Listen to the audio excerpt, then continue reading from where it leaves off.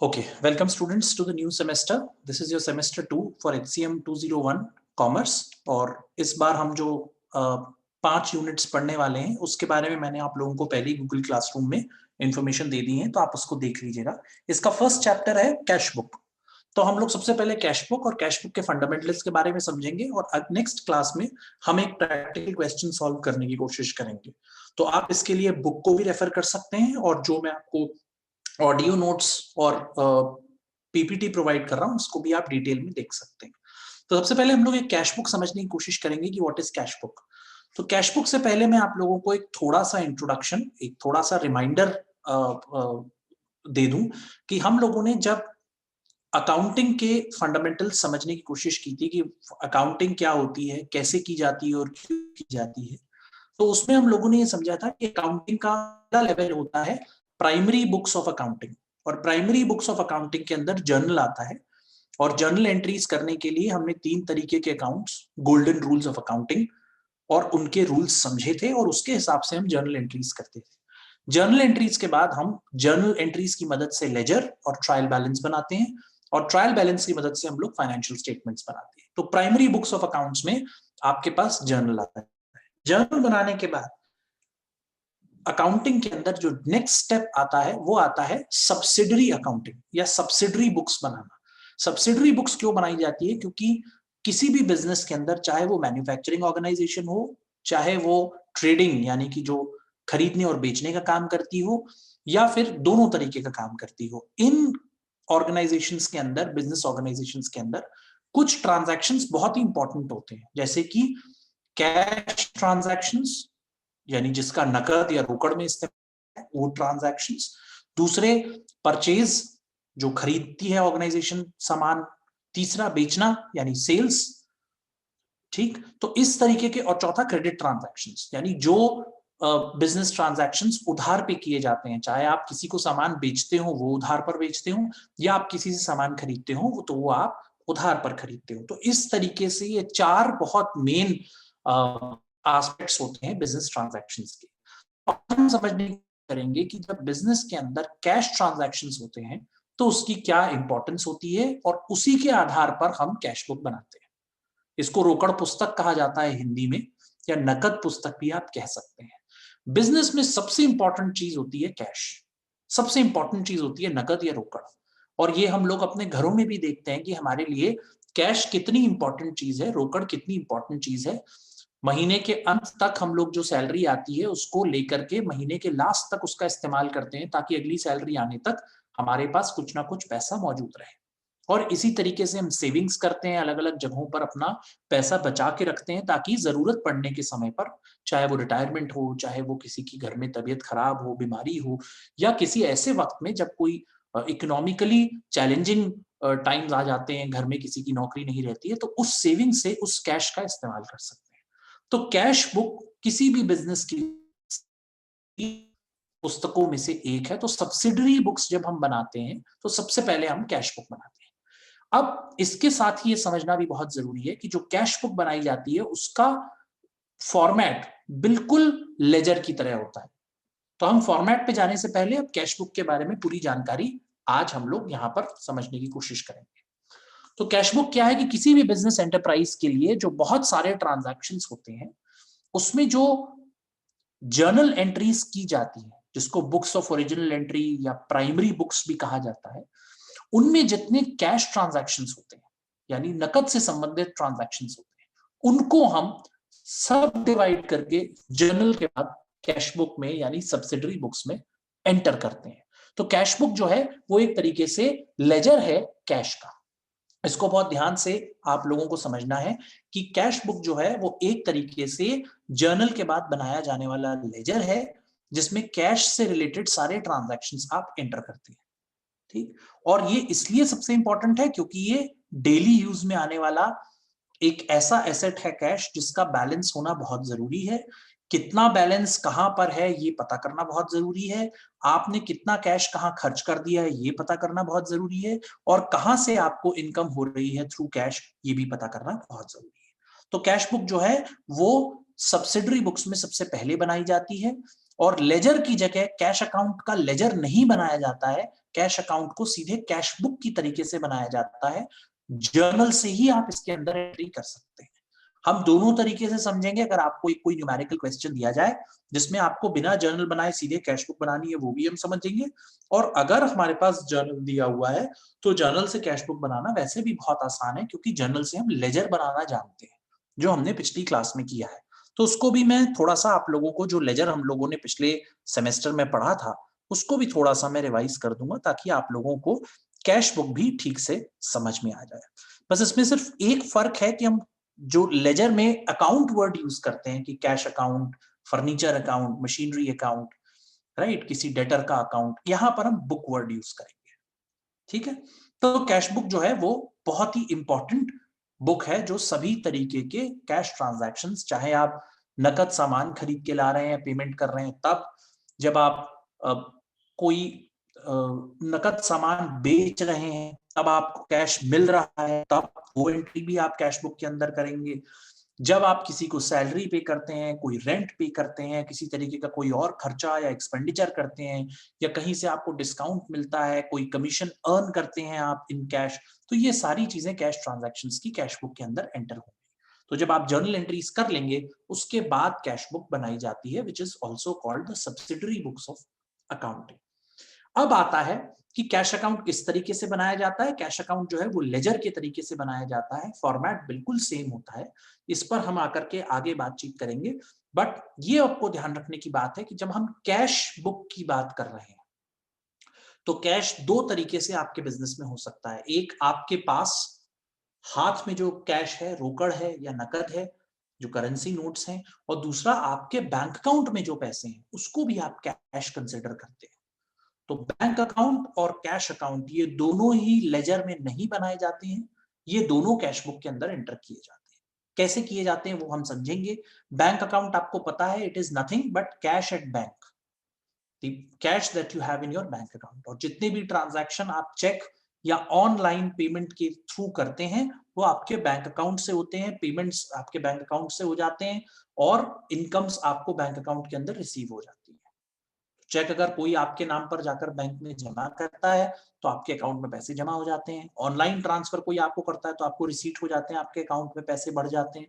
और जब आप किसी को पेमेंट करते हैं, ईदर बाय चेक और by online transfer of money, तो money moves out of your account, और इसका बिल्कुल वैसे ही ट्रीटमेंट होता है जैसे ये एक रियल अकाउंट में होता है। क्योंकि कैश, आप सबको पता है, कैश एक एसेट है, एक रियल अकाउंट है, दिखाई देता है।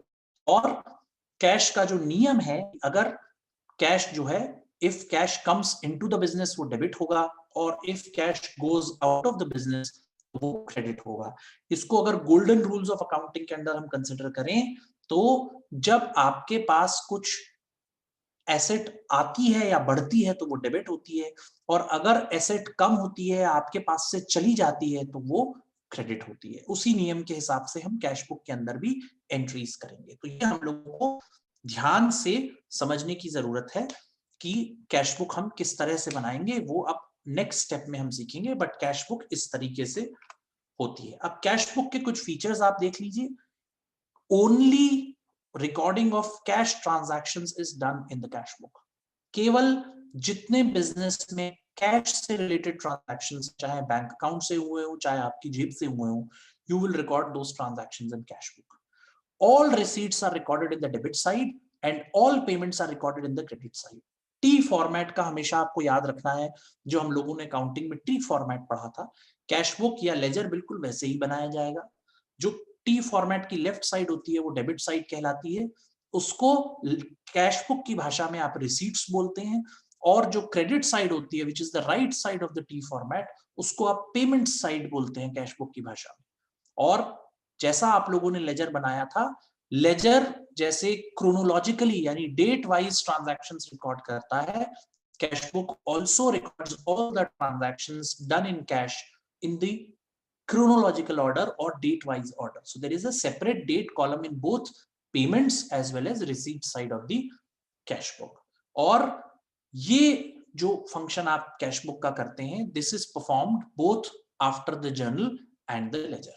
तो कैश, क्योंकि मैंने आप लोगों को पहले ही, इससे पहले वाली स्लाइड मैंने शेयर किया था कि कैश बुक जो है वो लेजर को रिप्लेस करेगी। तो आपको बैंक अकाउंट और कैश अकाउंट नहीं बनाना है लेजर में, उसकी जगह कैश बुक बनेगी और कैश बुक के ही यूज से हम जो बैलेंस निकालेंगे उसको ट्रायल बैलेंस के अंदर ट्रांसफर करेंगे। अब जो सबसे इंपॉर्टेंट चीज है जो मैं पहले भी एक्सप्लेन कर रहा था कि what is the importance of cash book, cash book की क्या जरूरत है, क्या सिग्निफिकेंस है, क्या महत्व है उसका, तो उसको ध्यान से समझिए।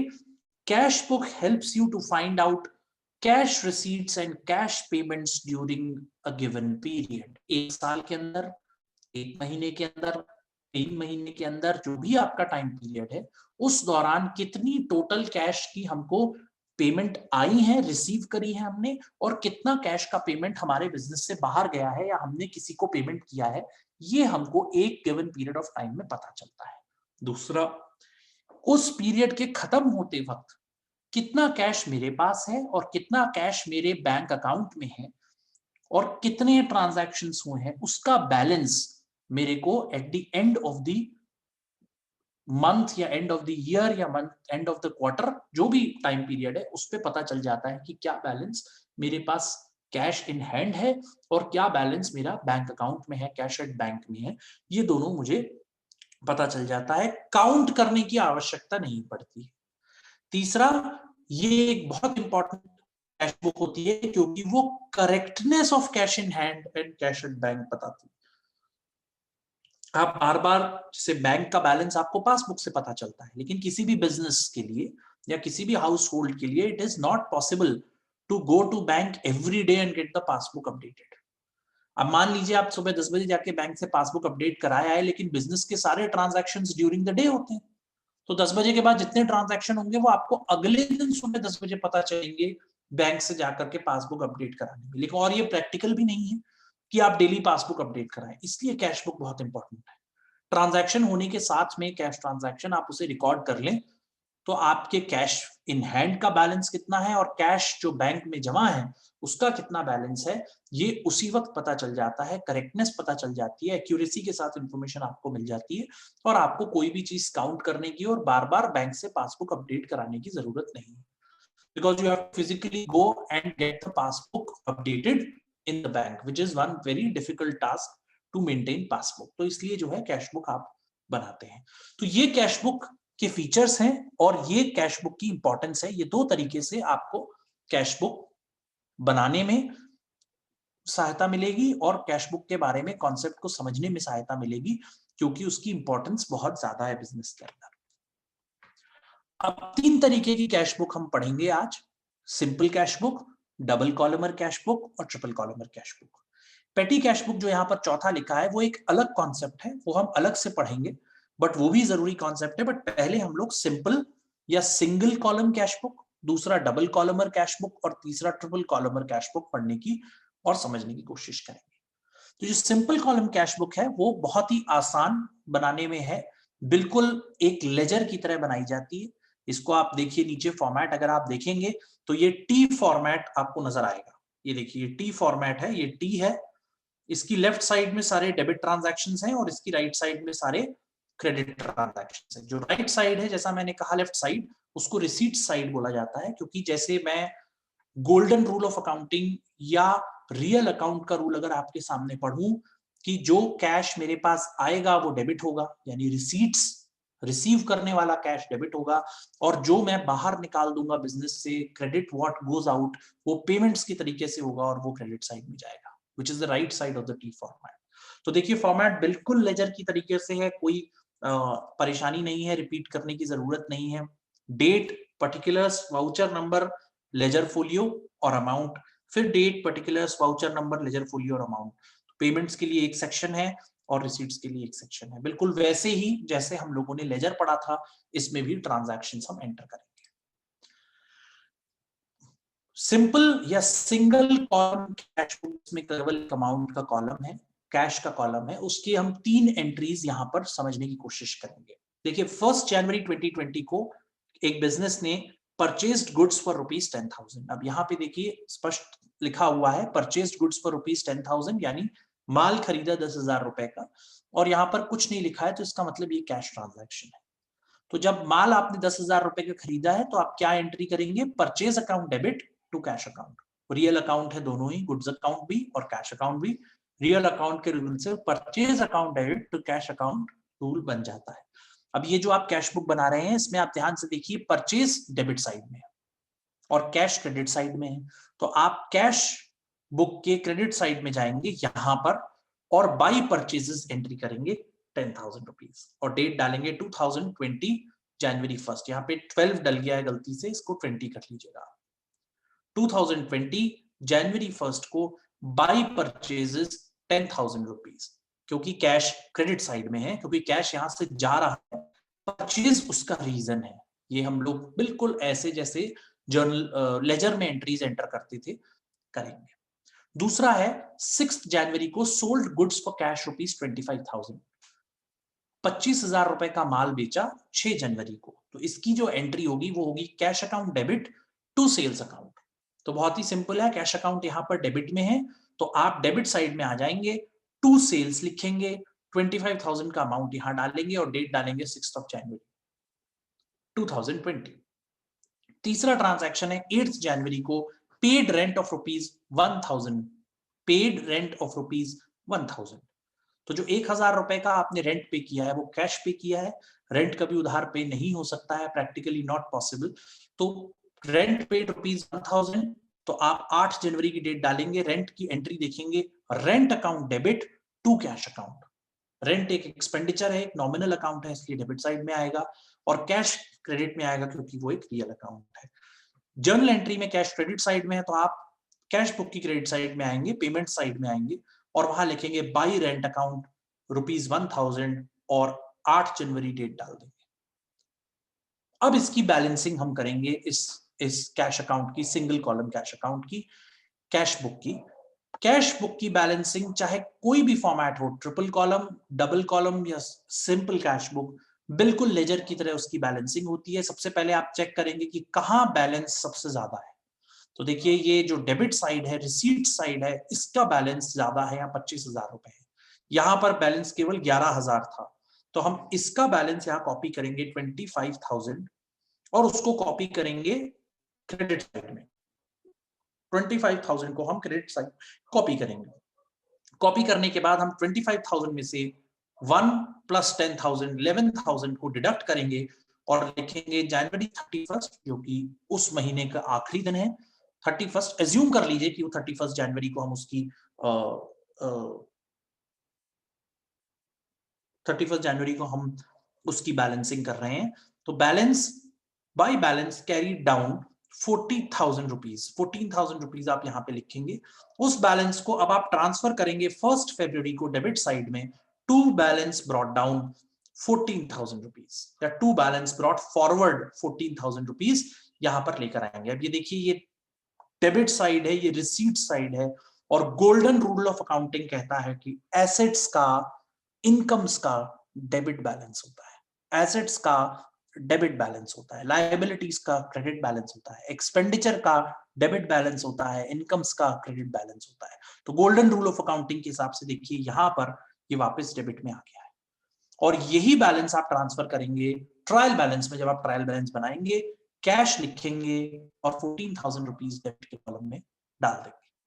तो ये हम लोगों ने एक तरीके से लेजर अपना रिवाइज कर लिया है, बिल्कुल उसी फॉर्मेट में बनेगा, केवल रिसीट्स और पेमेंट से दो नए शब्द आपकी डिक्शनरी में आ जाएंगे। लेजर बनाते वक्त आप इन दो शब्दों का भी इस्तेमाल करेंगे। अब आती है डबल कॉलम कैश बुक। इसको भी समझने में कोई परेशानी नहीं है, बहुत ही आसान तरीके से इसको समझा जा सकता है। पहली बार हम ये समझने की कोशिश करेंगे कि जब हम कैश बुक या कैश अकाउंट बना रहे हैं तो उसमें कैश के साथ साथ एक बैंक का कॉलम भी एंटर करेंगे। तो cash book will have 2 columns of amounts, one is for cash and the other is for bank। जितने भी पेमेंट्स बैंक के अंदर हो रहे हैं, पेमेंट्स बैंक अकाउंट से हो रहे हैं, उनको आप क्रेडिट साइड में एंटर करेंगे। देखिए payments via bank account will be entered here, उसकी एंट्री यहां होगी और अमाउंट यहां एंटर होगा। और जितने भी रिसीट्स आपके बैंक अकाउंट में हो रहे हैं, जितने भी रिसीट्स आप रिसीव कर रहे हैं बैंक अकाउंट में, वो आप बैंक के अमाउंट के कॉलम में लिखेंगे और पर्टिकुलर्स यहां लिखेंगे। तरीका बिल्कुल लेजर बनाने का ही है, लेजर के तरीके से ही होगा। पेमेंट्स हमेशा क्रेडिट साइड में होंगे, so any payments made via bank account will be entered in the credit side. Any receipts received in cash account or bank account will be entered over here. तो ये दोनों चीजें हम example के through समझने की कोशिश करेंगे। आइए अब एक एग्जाम्पल समझते हैं। 1 January 2020 purchase goods for ₹10,000 and gave payment in cheque. अब ये देखिए चेक से पेमेंट कर दिया है, इसका मतलब जिसको भी आपने सामान खरीद कर पेमेंट किया है, वो जो सेलर है वो बैंक से जाकर के ये चेक एनकैश कराएगा या बैंक में चेक जमा करेगा और आपके अकाउंट से 10,000 रुपए कट जाएंगे, आपके पास इंफॉर्मेशन नहीं आएगी। तो इसलिए ध्यान रखने वाली बात यह है कि जब इसकी हम जर्नल एंट्री पास करेंगे तो क्या जर्नल एंट्री लिखेंगे? Purchase account debit to cash account की जगह बैंक अकाउंट वर्ड का इस्तेमाल करेंगे। Purchase account debit to bank account. अब इस एंट्री के हिसाब से जो कैश है या बैंक है वो क्रेडिट साइड में है, तो हम वापस पेमेंट्स की साइड यानी क्रेडिट साइड में आ जाएंगे इस लेजर के और यहां डेट डाल देंगे 2020 1 जनवरी बाय परचेजेस अकाउंट और बैंक के कॉलम में 10,000 रुपीज लिख देंगे क्योंकि आपने चेक से पेमेंट कर दिया है। The amount will be withdrawn from your bank account automatically by the seller अगले दिन या जब भी वो जाकर के उस बैंक से वो अकाउंट से पैसे निकाल लेगा। तो आपके अकाउंट से 10,000 रुपए बैंक से कम हो जाएंगे, इसलिए आप बैंक के खाते में 10,000 रुपए कम कर देंगे। दूसरा ट्रांजैक्शन देखिए, 6 January sold goods for rupees cash 25,000। 25,000 रुपए के सेल्स हो गए और उसके लिए कैश पेमेंट कर दिया। एंट्री बहुत सिंपल है, cash account debit to sales account. Cash debit में है तो to sales account debit side में आपने एंट्री की 25,000 रुपए कैश के कॉलम में क्योंकि ये कैश ट्रांजैक्शन था और बैंक के कॉलम में कुछ नहीं है। थर्ड ट्रांजैक्शन 8 जनवरी को पेड रेंट ऑफ ₹1,000। अब इसमें ना कुछ लिखा है कि ये कैश है कि ये चेक है। हमेशा याद रखिए जब बैंक से ट्रांजैक्शन होगा तो बहुत क्लियरली लिखा होगा cheque paid, online transfer done etcetera. यहाँ पे नहीं लिखा है तो रेंट हमेशा कैश पे किया है आपने। अगर यहाँ पे स्पेसिफिकली लिखा है paid rent of ₹1,000 by cheque, तब आप इसको बैंक अकाउंट मानेंगे। क्योंकि यहाँ कुछ नहीं लिखा है तो पेड रेंट ऑफ ₹1,000 इसको हम कैश अज्यूम करेंगे। इसकी एंट्री होगी to cash account. Cash account credit side में है तो आप ये क्रेडिट साइड यानी पेमेंट साइड में आ गए कैश बुक की। By rent account 1,000 rupees. अब इसकी आप बैलेंसिंग करेंगे। बैलेंसिंग बिल्कुल लेजर अकाउंट की तरह होगी। सबसे पहले आप कैश के बैलेंसेस को चेक करिए। देखिए कैश डेबिट साइड में ज्यादा है 25,000 रुपए, तो आपने यहाँ पर 25,000 कॉपी किया, यहाँ पर 25,000 उसको कॉपी किया, 1,000 से डिडक्ट किया, 24,000 का बैलेंस कैरी फॉरवर्ड होगा। By balance carry forward. अब वो बैलेंस जो कैरी फॉरवर्ड होगा उसको आप यहां ट्रांसफर करेंगे वापस रिसीट साइड में। 1 फरवरी टू बैलेंस ब्रॉट फॉरवर्ड लिखेंगे और यहां पे अमाउंट लिखेंगे 24,000 कैश में, इस कॉलम में 24,000 लिखेंगे। उसके बाद अब आप बैंक अकाउंट को चेक करिए कि बैंक का जो अमाउंट है वो कितना है। तो बैंक का अमाउंट देखिए क्रेडिट साइड यानी पेमेंट्स में ज्यादा है, तो आप इसको यहां कॉपी करेंगे 10,000, उसको यहां सीधे यहां कॉपी करेंगे 10,000, यहां कोई फिगर है नहीं तो 31 जनवरी को to balance carried forward CF 10,000 rupees हम यहां करेंगे और उसको यहां ट्रांसफर करेंगे अगली डेट पर 1 फरवरी को बाय बैलेंस ब्रॉट फॉरवर्ड और बैंक के खाते में लिखेंगे 10,000 और ये दोनों अमाउंट्स यहां से उठ करके ट्रांसफर होंगे क्रेडिट साइड में। अब सवाल ये उठता है कि अगर बैंक में बैलेंस क्रेडिट साइड में चला गया तो ये गोल्डन रूल ऑफ अकाउंटिंग के हिसाब से एसेट्स क्रेडिट साइड में कैसे जा रही हैं। इसका मतलब ये है कि -10,000 रुपीज का बैलेंस है, बैंक कभी कभी आपको ओवरड्राफ्ट का पेमेंट करती है। आपके अकाउंट में पैसे नहीं थे, कोई चेक आ गया, बैंक ने उसको ऑनर किया और वो अमाउंट का पेमेंट बैंक ने करके आपको इन्फॉर्म कर दिया कि 10,000 रुपए आपके बिहाफ पर हमने पेमेंट कर दिया है। कुछ एक टाइम पीरियड दे देती है बैंक के अंदर, हमको 10,000 रुपए जमा करवा दीजिए, हम आपके अकाउंट से बैलेंस माइनस से नॉर्मल जीरो कर देंगे। तो ये एक और ट्रांजैक्शन है जो अब आप जब इसको ट्रायल बैलेंस में ट्रांसफर करेंगे तो बैंक अकाउंट के सामने क्रेडिट साइड में 10,000 लिखेंगे और ब्रैकेट में लिखेंगे ओवरड्राफ्ट। तो ये आपकी लायबिलिटी बन चुकी है कि आपको ये पैसे वापस बैंक को जमा कराने। तो ये संभव है, ये एक लायबिलिटी बन गई है आपके लिए बैंक अकाउंट होने की बजाय। ये एक प्रैक्टिकल एग्जांपल था, इसलिए मैंने आप लोगों के साथ शेयर किया। तो ये रिसीट्स और पेमेंट्स इस तरीके से कैश बुक में आप डील करेंगे। ठीक, लास्ट है ट्रिपल कॉलम कैश बुक। देखिए ट्रिपल कॉलम कैश बुक में भी फॉर्मेट लगभग सेम है, कोई फर्क नहीं है, केवल एक नया कॉलम डिस्काउंट का डेबिट साइड में भी हमने इंट्रोड्यूस कर दिया है, यानी रिसीट्स की साइड में भी, और क्रेडिट साइड यानी पेमेंट्स में भी इंट्रोड्यूस कर दिया है। तो जब आपको पेमेंट करते वक्त कोई डिस्काउंट देता है विच इज डिस्काउंट रिसीव्ड, तो वो आप डिस्काउंट के कॉलम में डालेंगे, और जब आपको पेमेंट रिसीव करते हुए कोई, जब आप किसी से पेमेंट रिसीव करते हैं, किसी को माल बेचते हैं, उसको डिस्काउंट देते हैं विच मींस डिस्काउंट अलाउड, जो आपके लिए एक तरीके का लॉस है, तो वो आप यहां पे डिस्काउंट के कॉलम में एंटर करेंगे। ठीक, तो अगर आप एक एग्जांपल के तौर पे देखें तो 25,250 रुपए का माल आपने किसी को बेचा, 25,250 रुपीज का मटेरियल आपने किसी को सेल किया, कैश आपको 25,000 मिला और 250 रुपीज का आपको यहां पर डिस्काउंट मिल गया। परचेजेस में इसी तरीके से 10,000 रुपीज आपने सामान खरीदा, 10,100 का सामान खरीदा, 100 रुपीज का आपको डिस्काउंट मिल गया। तो ये इस तरीके से कुछ ट्रांजैक्शंस हैं जो मैंने आप लोगों को अभी बताया, इसकी बाकी बैलेंसिंग वगैरह बिल्कुल सेम है। ये आप देखिए, ये ट्रिपल कॉलम कैश बुक है। Very very important concept, this is a triple column cash book. और ट्रिपल कॉलम कैश बुक जो है वो बिल्कुल वैसे ही बनाई जाएगी जैसे एक लेजर अकाउंट बनाया जाएगा। नेक्स्ट क्लास में मैं आप लोगों को ये तीनों कैश बुक्स का एक एक एग्जाम्पल करके बोर्ड पे दिखाऊंगा, और उसकी भी एक रिकॉर्डिंग आपके साथ में शेयर करूंगा, ताकि आप लोगों को ठीक से समझ में आ जाए कि what is the meaning of cash book. ठीक है, तो ये तीन तरीके की कैश बुक आप लोगों को समझनी है। कॉन्ट्रा एंट्री भी हम अगली ही क्लास में समझेंगे, पहले आप लोग केवल इसका बेसिक समझ लीजिए, और उसके बाद हम लोग नेक्स्ट क्लास में पहले एक एग्जाम्पल करेंगे और उसके बाद कॉन्ट्रा एंट्री करेंगे। Thank you.